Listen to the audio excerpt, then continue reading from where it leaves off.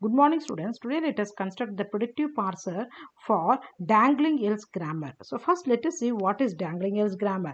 So dangling else grammar is S the statement, which is a starting symbol, is equal to if expression then statement, or if expression then statement else statement, and this yes will ultimately lead to some value, right? Let us consider that as a.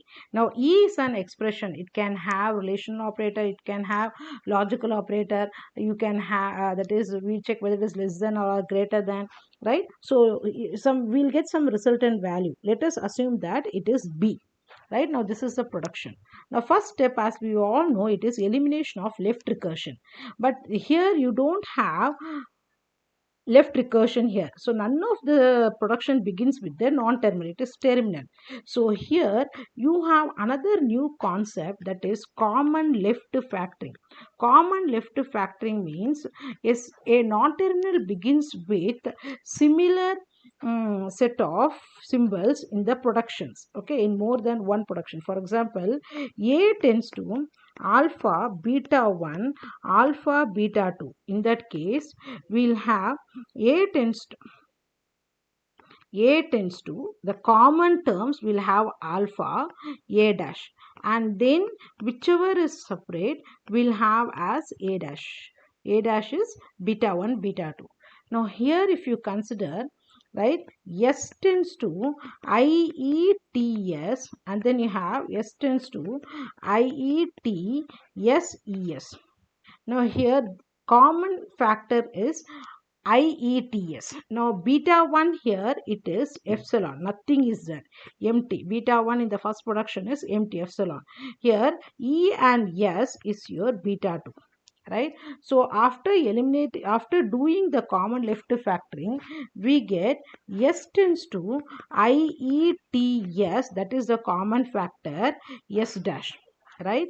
And then S dash tends to ES or epsilon, right? Right. So after doing the common left factoring, this is the production you have got. Now next let us, so you don't have here left recursion, only common left factoring is there. Now next is we will go for first and follow. Okay, so first let us write the non-terminal S dash E, right? Yes, first and follow for S dash and E, right? And let us write the productions in order. S tends to IETS S dash, right? And then you have S tends to A. I have here, no? Then S dash tends to IE, S dash tends to, right, ES,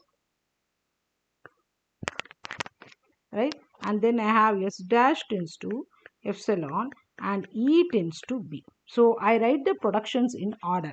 Let us go for first algorithm. So small I is the first symbol for capital letter S, right? Small a, right? So in the second production, small a will go to non-terminal S. In the third production, E will go for S dash. Now in the fourth production, S will be put in the first of S dash. In the fifth production, B will be in the first of non-terminal E.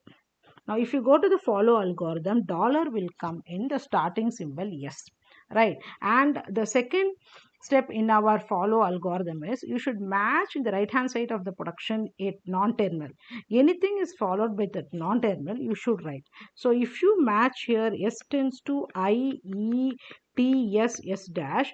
Now T E is followed by T, right? So you will have here T, right? And then if you consider this part, right, if you consider this both part, S is followed by S dash. So first of S dash is what? E and epsilon. So E will come in follow of S. And the third part of your follow algorithm is here, and the third part of a follow algorithm is S dash tends to epsilon. So I get the new production S tends to IETS. But there is no use of it because follow of S we will put in follow of S. right? That's all, right? And then the next step here is, if you have the last symbol as a non-terminal, follow of S we'll put in S dash. So dollar and E will come in S dash, right? So we have completed the first and follow. Next, let us see the predictive parsing table, right? So if you go to the predictive parsing table, right, if you go to the predictive parsing table, so let us write the non-terminals, right, and then let us write the terminals. Let us write the terminals. So if you write the terminals, it is A, B, okay, A, B, E, I, T, T and dollar. So let us write the terminals here. A, B, E, I, T, dollar, right? And then non-terminals we have already written. So let us complete the table by seeing the first and follow. Let us complete the table. So if you see here, why you got I in S, it is because of the production S tends to. So here I will write S tends to I, E, T, S, S dash. Right? Why you got A? Because of S tends to A. Now if you come to the second one, S dash tends to E. So you got S dash tends to ES for E. Then if you have epsilon, you should go to the follow of that S dash, that is dollar and E. So that is dollar and E. So I will have here S dash